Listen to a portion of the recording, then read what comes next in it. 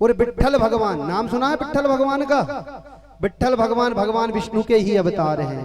विट्ठल भगवान आ गए हैं और कहने लगे, पुत्र तुम इधर आओ। भाई बालक पता क्या बोल रहा, मुझे नहीं आना। कहने लगे मैं विट्ठल हूं, मैं ईश्वर हूं, मैं परब्रह्म हूं, मैं सबका पिता हूं, तुम इधर आओ। तो पुत्र कहता, तुम होगे सबके पिता, तुम कुछ भी हो, लेकिन मैं अभी अपने पिता की सेवा कर रहा हूं। वह पिता की सेवा करता रहा। विट्ठल भगवान ने कहा, अरे पुत्र तू मेरा अनादर कर रहा है, मैं तुझे दर्शन देने आया हूं और तूने अभी तक मुझे देखा नहीं। उसके पास में एक ईंट रखा हुआ था, ईंटा। उसने वो ईंटा उठाया और विट्ठल भगवान को फेंक के मार दिया। कहने लगे, चुपचाप इस पर खड़े हो जाओ जब तक मैं अपने पिता की सेवा कर रहा हूं। विट्ठल भगवान चुपचाप उसी ईंट पर खड़े हो गए, दोनों हाथों को ऐसे रखकर खड़े हो गए विट्ठल भगवान। और वह पुत्र अपने पिता की सेवा कर रहा है। सेवा करते करते पिता ने अपने प्राण त्याग दिए। जब पिता ने प्राण त्यागे ना, ये अवस्था देखकर उसे पुत्र ने भी अपने प्राणों को त्याग दिया। महाराज जैसे ही पुत्र ने प्राणों को त्यागा, आज मेरे विट्ठल भगवान, आज मेरा ईश्वर, मेरा परब्रह्म परमात्मा आज भी उस विट्ठल का इंतजार, उस भक्त का इंतजार कर रहा है जो अपने पिता की ऐसी सेवा करता हो, अपनी माता की ऐसी सेवा करता हो। आज वह भगवान जो ईश्वर, जिसे हम परब्रह्म कहते हैं, आज वो उस भक्त का इंतजार कर रहा है और आज भी उसी ईंट के पर खड़ा हुआ है। अब जाकर देखना विट्ठल भगवान को उसी ईंट पर खड़े हुए हैं। पिता की सेवा इतनी बड़ी होती है कि भगवान को भी कई वर्षों से खड़े करके रखे हुए हैं। आज मेरे प्रभु वैसे के वैसे ही खड़े हुए हैं। सभी दर्शानी जाते हैं, दर्शन करते हैं।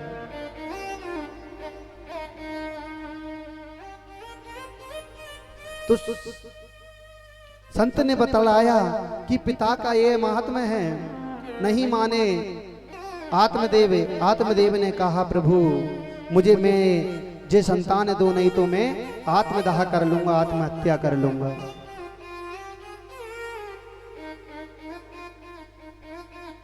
मैं आत्महत्या कर लूंगा। तो संत ने एक फल दे दिया, कहा कि इसको अपनी स्त्री को खिला देना और अगर स्त्री सही से रहेगी तो उसके उत्तम संतान की प्राप्ति होगी। महाराज अब स्त्री गई है, आत्मदेव जी गए हैं, अपनी पत्नी से कहा कि हे धुंधली, तू इस फल को खा ले, इस फल को खाने से तुझे उत्तम संतान की प्राप्ति होगी। अगर तू इस फल को खा लेगी ना, तुझे उत्तम संतान की प्राप्ति होगी। कि फल भक्षेण गर्भः स्याद् गर्भेणोदर वृता स्वल्पक्षं ततो शक्ति गृह कार्यं कथं भवेत्।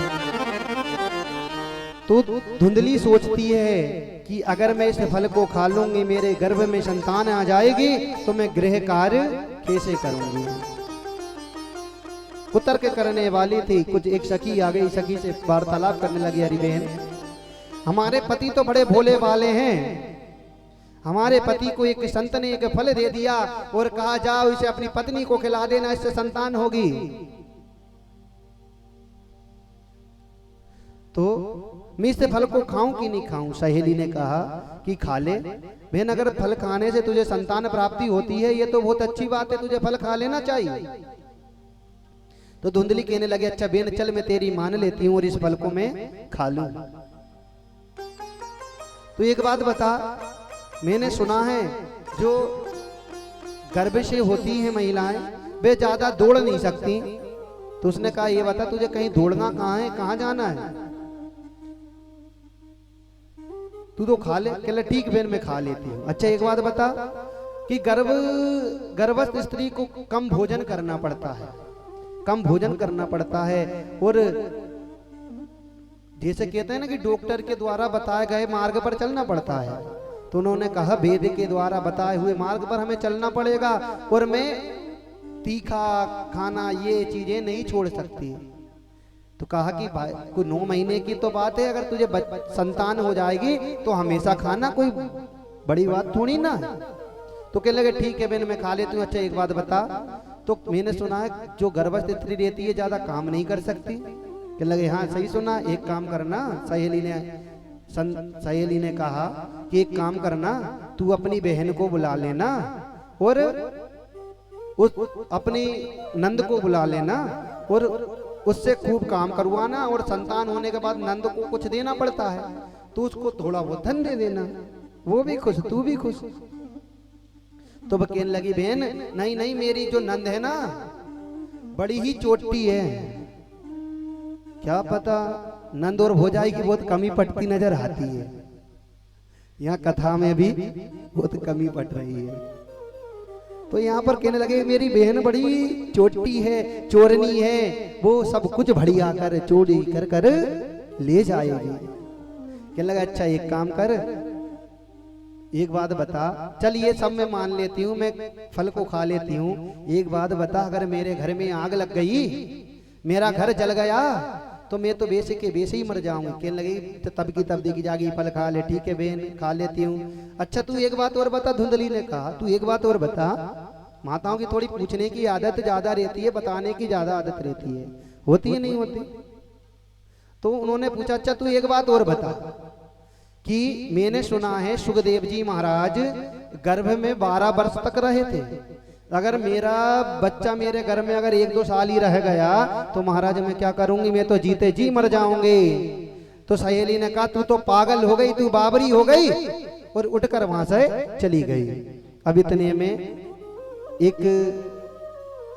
उसकी बहन थी, वह बहन आई, बहन से कहा अरे बहन तू बड़ी अच्छी आई है, हमारे पतिदेव वन में गए थे, वन में एक संत मिला और उन्होंने एक फल दिया और ये कहा है कि इसको खाएगी तो तुझे संतान की उत्पत्ति हो जाएगी।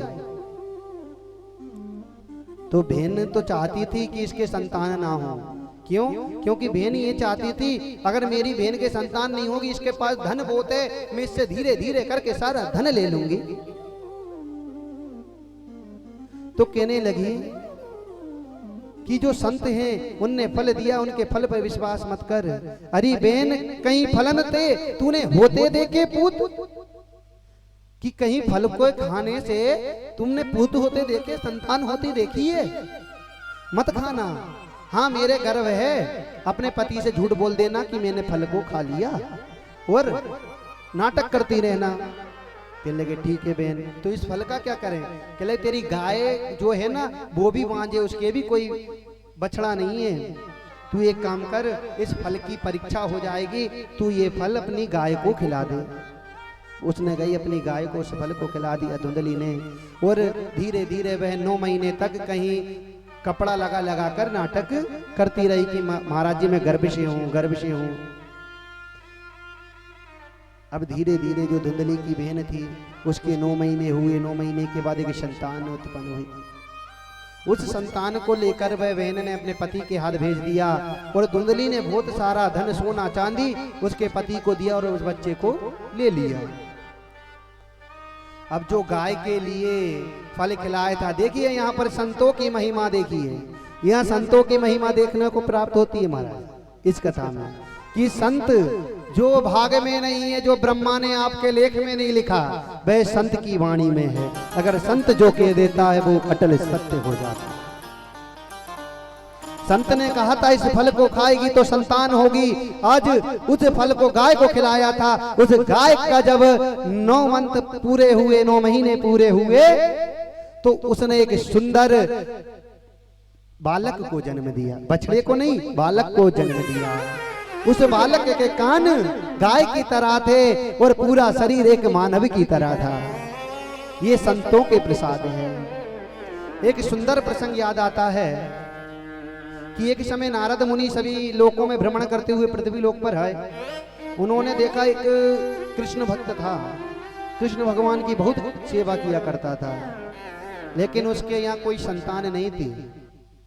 तो नारद मुनि गए भगवान कृष्ण के पास कि हे बिहारी जी, हे माधव, कृपया कर, आपका एक भक्त है पृथ्वी पर, उसके कोई संतान नहीं है, वो दुखी रहता है महाराज, उसको कोई संतान पुत्री का आप आशीर्वाद दे दो। भगवान कृष्ण ने पता क्या कहा, ये मेरे बस की बात नहीं है, उसके भाग में है ही नहीं, और जो भाग में नहीं है वो मैं उसको दे नहीं सकता। भगवान कहते हैं कि जो भाग में नहीं वो से मैं नहीं दूंगा।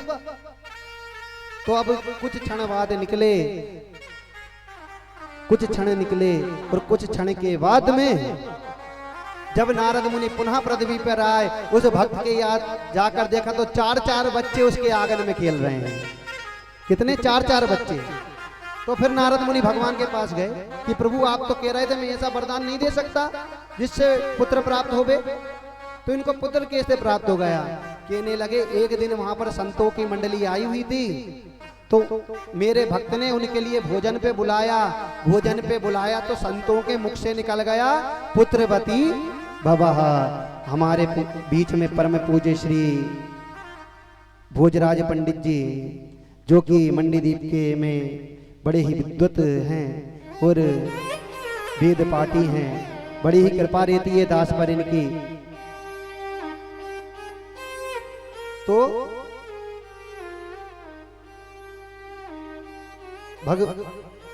संत आए थे, संत को भोजन कराया, और भोजन कराने से संतों ने आशीर्वाद दे दिया कि पुत्रवती भवः।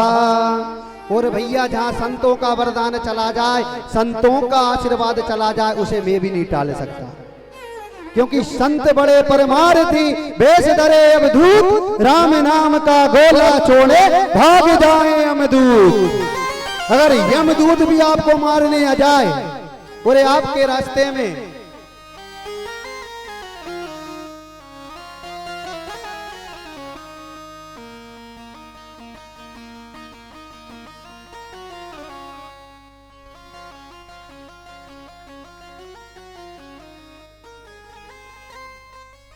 कि संत बड़े परमार्थी, वेश धरे अवधूत, और राम नाम का गोला छोड़े भाग जाए यमदूत। अगर आपकी मृत्यु भी आ गई ना, यमराज आपके द्वार पे है और संत ने आशीर्वाद दे दिया कि चिरंजीवी भवा, तो यमराज की हिम्मत नहीं है महाराज कि आपको हाथ लगा दे।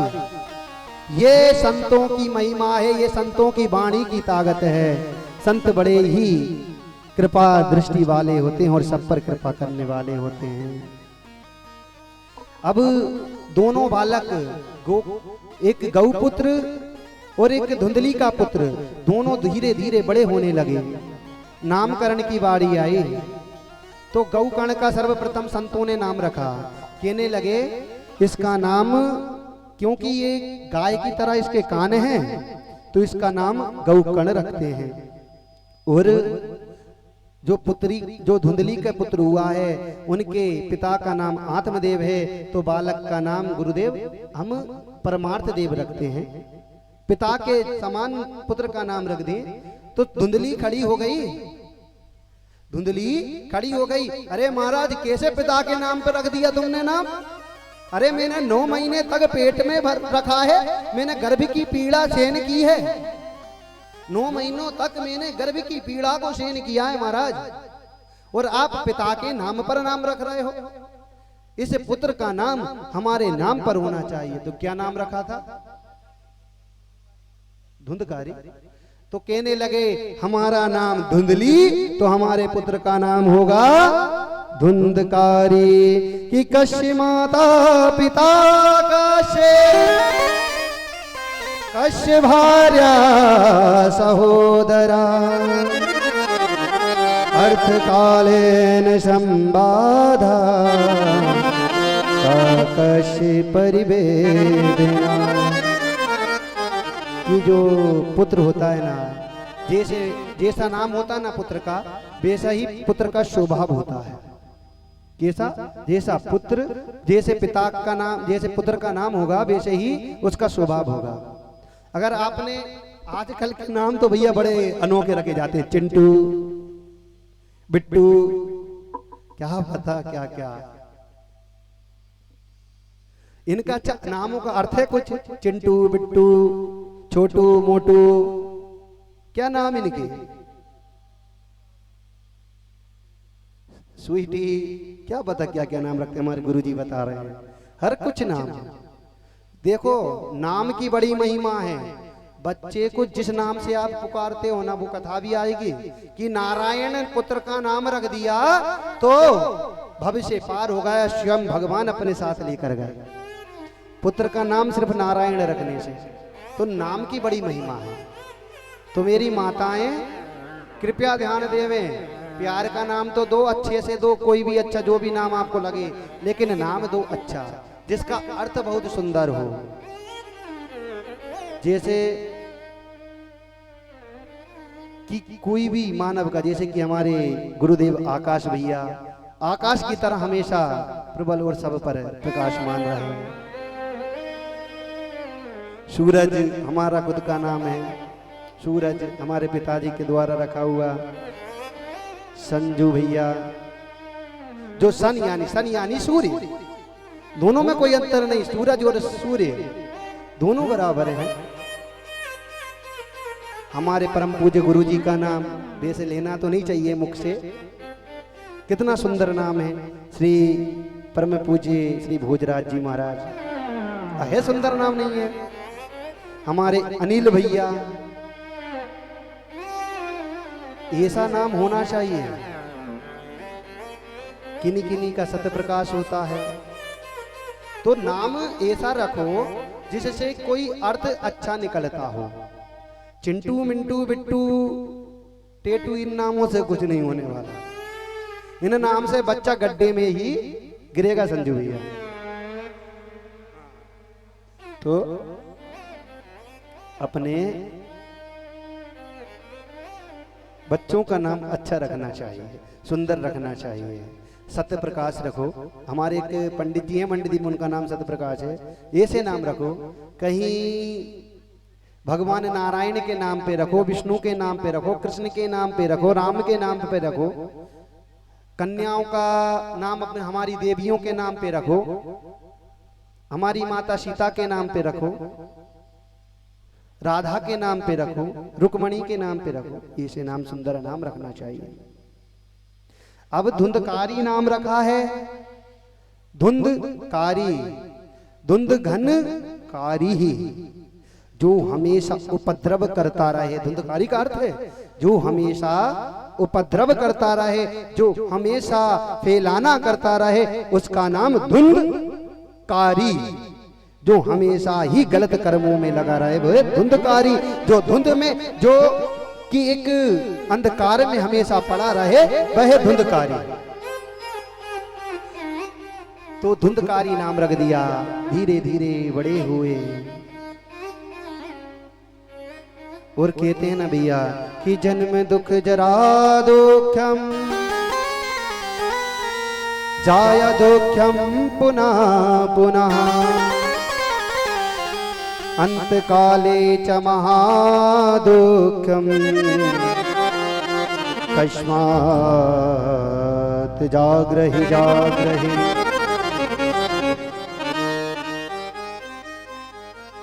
कहते हैं कि बहुत पसारा मत करो, कर थोड़े की आस,